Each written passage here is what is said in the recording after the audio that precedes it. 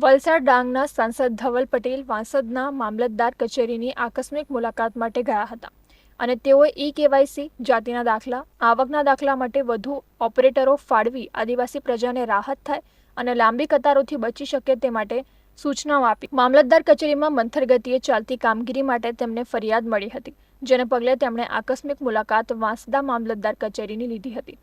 આ ઉપરાંત મામલતદાર કચેરીમાં ગંદકી મુદ્દે પણ મામલતદારને તાકીદ કરી હતી। તેમજ મામલતદાર કચેરીમાં આવનાર લોકો માટે પીવાના પાણીની વધુ વ્યવસ્થા સારી કરવા માટે સાંસદના ગ્રાન્ટમાંથી કુલર ફાળવવા માટે પણ તેઓએ જણાવ્યું। આ તબક્કે સાંસદ ધવલ પટેલે મામલતદાર કચેરીમાં જરૂરી કામ અર્થે આવતા લોકો સાથે પણ વાતચીત કરીને તેમની તકલીફ જાણી હતી અને વહેલી તકે તેમની સમસ્યાઓનું નિરાકરણ આવે તે માટે કચેરીના કર્મચારીઓને પણ જરૂરી સૂચનાઓ આપી હતી। જી, કેવાયસી માટે સૌથી વધારે ફરિયાદો જે છે કેવાયસી માટે જ છે।